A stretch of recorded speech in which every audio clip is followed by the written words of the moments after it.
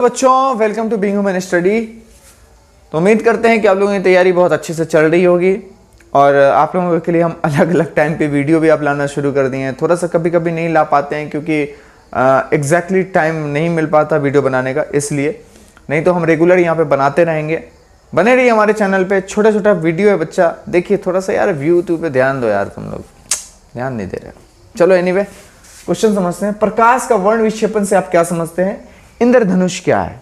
ये दोनों question mix करके अभी सेंटअप में पूछा था, और सेंटअप में जो क्वेश्चन पूछे ना बच्चा, उसको तैयार कीजिए क्योंकि उससे रिलेट क्वेश्चन आपका बिहार बोर्ड में आ सकता है, ठीक है, और आता है। चलिए देखते हैं। सबसे पहले हम प्रकाश का विक्षेपण समझ लेंगे।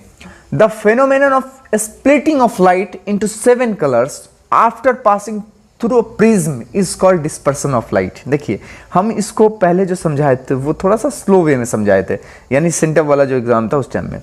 ये मेरा एक क्या है? प्रिज्म है। प्रिज्म एक कांच का होता है बना हुआ, ठीक है, और जब हम उससे व्हाइट लाइट को जाने देंगे, लाइक सनलाइट से जो निकलने वाली रेज होती है वो व्हाइट होती है, तो जब वो प्रिज्म से जाएगी टकरा के, जब वो बाहर की तरफ उसकी रोशनी आती है तो वो 7 रंगों में बट जाती है। कितने रंगों में बट जाती है? 7 रंगों में बट जाती है। कौन कौन सा रंग होता है बच्चा? तो जो सबसे ऊपर होता है इसको हम बोलते हैं रेड, उसके बाद होता है ऑरेंज, फिर होता है येलो, फिर होता है ग्रीन, ब्लू, इंडिगो, और सबसे नीचे कौन होता है? वायलेट कलर होता है।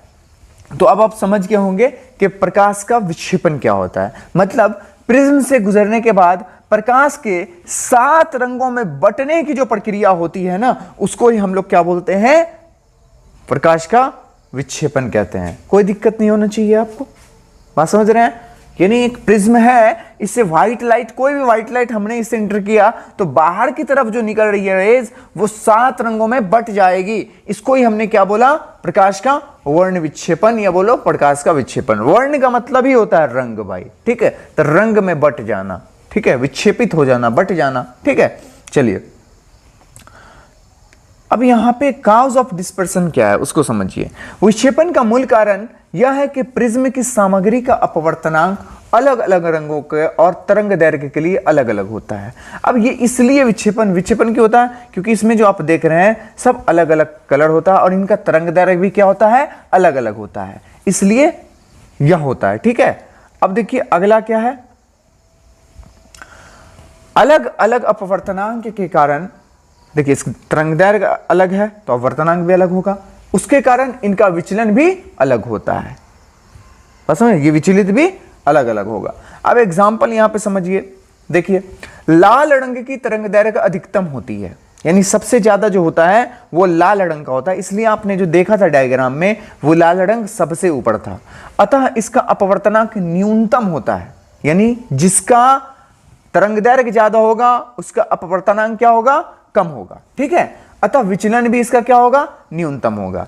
इसी प्रकार बैगनी रंग की तरंग दैर्घ्य न्यूनतम होती है। अब जिसका तरंग दैर्घ्य कम होगा उसका अपवर्तनांक क्या होगा? अधिक हो जाएगा, तो इसलिए इसका अपवर्तनांक क्या होता है? अधिक होता है, और इसका विचलन भी अधिक होता है। बात समझ में आ रहे हैं? जिसका भाई तरंग दैर्घ्य ज्यादा होगा उसका अपवर्तनांक कम होगा, विचलन भी कम होगा। जिसका तरंग दैर्घ्य कम होगा उसका अपवर्तनांक ज्यादा होगा और विचलन भी ज्यादा होगा, ठीक है। अब इसमें एक क्वेश्चन और ऐड करके पूछा था कि सर इंद्रधनुष क्या है? तो देखिए इंद्रधनुष को समझ लीजिए। इंद्रधनुष बारिश के बाद आसमान में जल के छोटे छोटे कणों में दिखाई देने वाला प्राकृतिक स्पेक्ट्रम है। यानी जब बारिश खत्म होता है तो जब सूरज की रोशनी आती है तो छोटे छोटे ड्रॉपलेट्स गिरते रहते हैं जो बारिश के, बारिश खत्म होने के बाद तो उस पर जब वो सूर्य का प्रकाश टकराता है तो अलग अलग रंग में हमको देखने को मिलता है ना।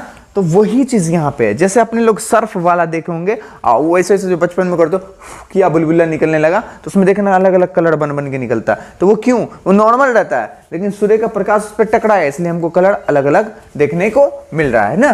तो छोटे छोटे कणों में दिखाई देने वाला प्राकृतिक स्पेक्ट्रम है यह वायुमंडल में उपस्थित जल की बूंदों द्वारा, यानी जो पानी की जो बूंदे होती है उनके द्वारा सूर्य के प्रकाश पर परिक्षेपण के कारण प्राप्त होता है, तथा इंद्रधनुष हमेशा सूर्य के विपरीत दिशा में बनेगा। यानी अगर सूरज पूरब में है तो इंद्रधनुष हमेशा इस दिशा में बनेगा, यानी उसके अपोजिट बनता है, ठीक है। कोई दिक्कत नहीं होना चाहिए बच्चा। चलिए देखिए ये क्वेश्चन बहुत महत्वपूर्ण है बच्चा। देखिए आयोडीन युक्त नमक के उपयोग की सलाह क्यों दी जाती है? देखिए थायराइड ग्रंथि में एक थायरोक्सिन नामक का एक हार्मोन पाया जाता है। कौन सा हार्मोन पाया जाता है? थायरोक्सिन नामक का हार्मोन पाया जाता है। अब यह कार्बोहाइड्रेट, प्रोटीन तथा वसा के उपापचय का हमारे शरीर में नियंत्रण करता है, यानी उसको कंट्रोल करने का काम करता है। थायरोक्सिन के संश्लेषण के लिए आयोडीन बहुत जरूरी होता है बुआ। थायरोक्सिन अगर संश्लेषित होगा उसके लिए हमको आयोडीन चाहिए। हमारे आहार का मतलब जो हम खाना खाते हैं ना, भोजन जो करते हैं वो है ना, हमारे आहार में आयोडीन की कमी से हमें घेघा रोग हो जाएगा। कौन सा रोग हो जाएगा बच्चा? घेघा रोग हो जाएगा। ठीक है, अतः थायरोक्सिन की उचित मात्रा शरीर में बनाए रखने के लिए आयोडीन नमक भोजन के साथ खाना अनिवार्य है। इसलिए हमको बोलता है कि आयोडीन नमक का उपयोग कीजिए, यानी जिस नमक में आयोडीन है उस नमक का उपयोग कीजिए। ठीक है, आजकल मार्केट में 5 रुपए वाला भी नमक का पैकेट मिलता है, लेकिन वो आपके हेल्थ को खराब कर सकता है। ठीक है, तो घेघा रोग से बचने के लिए थोड़ा सा महंगा नमक खाओ, लेकिन तरीके से खाओ। ठीक है, अब आते हैं अगला क्वेश्चन है, किण्वन की क्रिया क्या है? इसमें कौन सी गैस निकलती है? देखिए सिंपल वे से बताएं तो अपने गांव घर में देखते होंगे भात तात छूट जाता है तो उपस जाता है गर्मी के समय में, ठंडी में तो बहुत अच्छा रहता है। ये गर्मी के समय में किण्वन की प्रक्रियाएं ज्यादा होती है। ऐसे नॉर्मल टेम्परेचर पर भी रख करके हम आराम से किण्वन की प्रक्रिया कर सकते हैं। थोड़ा सा और हम चले जाते हैं, ऊख को जो है ना थोड़ा सा पेड़ करके करो, वो भी किण्वन की प्रक्रिया 2-3 दिन सड़ा दो, 4-5 दिन सड़ा दो, तो उससे अल्कोहल बन जाता है। अंगूर को सड़ाओ, भात को सड़ाओ, जो ये उन सबको सड़ा करके उसके बाद पी के तो अच्छी यार, भात खाते तो नशा आता है ना। अब तुम थोड़ा देर के लिए इमेजिन करो कि हम भात खाने पर जब हमको ये हो सकता है नींद आ जाता है, तो भाई अगर हम किण्वन किया हुआ जो भात खाएंगे वो खाने पर हमारे साथ क्या होगा? हाँ पढ़ना है, हमको पढ़ना है तो पढ़ना है, मतलब नहीं समझे, नशा आ जाता है। ठीक है, तो शराब वगैरह जो बनता है वो किण्वन की प्रक्रिया के द्वारा ही बनता है। एक एग्जाम्पल और है किण्वन की प्रक्रिया को बनाने के लिए, दूध को दही में जब हम बदलते हैं तो ये भी एक किण्वन का ही प्रक्रिया है। ठीक है, चलिए इसको समझते हैं। वह रासायनिक प्रक्रिया जिसमें किसी जटिल कार्बनिक यौगिक का अपघटन एंजाइम की उपस्थिति में होता है, जिसके फलस्वरूप एक सरल कार्बनिक यौगिक का निर्माण होता है, उसे हम लोग किण्वन कहते हैं। किण्वन की क्रिया में कार्बन डाइऑक्साइड गैस बाहर निकल जाती है। ठीक है, कोई दिक्कत नहीं होना चाहिए। और एक अंतिम क्वेश्चन है जो थोड़ा सा पलट के क्वेश्चन पूछा था, बहुत सिंपल क्वेश्चन था लेकिन उसको थोड़ा घुमा के पूछा था तो बच्चा उसमें कंफ्यूज कर गया। देखिए यहाँ क्या है, लोहे की वस्तुओं का जस्तीकरण क्यों किया जाता है? जस्तीकरण का मतलब क्या? लेपित करना यार, उसके ऊपर में लेयर बना देना, उसको हम बोलते हैं जस्तीकरण। संक्षारण के कारण लोहे की बनी वस्तुएं का क्षय होता रहता है। ठीक है, उसे इस होने वाले क्षय से बचाने के लिए उस पर हम पेंट करते हैं, और पेंट होने के कारण लोहे और वायु का संपर्क नहीं हो पाता है और लोहे की वस्तुएं बहुत समय तक सुरक्षित रहती है। इसीलिए हम लोहे की वस्तुओं को क्या करते हैं? जस्तीकरण करते हैं। बहुत तरह से किया जा सकता है, हम ग्रीस लगा के कर सकते हैं, पेंट करके कर सकते हैं, है ना, यानी उसके ऊपर में हम एक लेयर डाल देंगे तो वो सेफ रहेगा, क्योंकि वो ऑक्सीजन के संपर्क में नहीं आता है, जिसके कारण वो संचारित नहीं होगा, खराब नहीं होगा। ठीक है, उम्मीद करते हैं आपको ये सारा वीडियो बहुत अच्छे से समझ में, सारे वीडियो में जो हमने क्वेश्चन पढ़ाया वो सब समझ में आया होगा। अगर आपको बेटर लगे तो प्लीज़ इस चैनल को सब्सक्राइब कीजिए, वीडियो को लाइक कीजिए, और ज़रूर अगर समझ में नहीं आता तो भाई कमेंट करके जाना कि सर नहीं समझ पाए, आप हमको थोड़ा और बेटर तरीके से एक्सप्लेन करके बताइए, ताकि हम थोड़ा और बेटर करने की कोशिश करेंगे। Thank you for watching my video, मिलते हैं हम नेक्स्ट वीडियो में।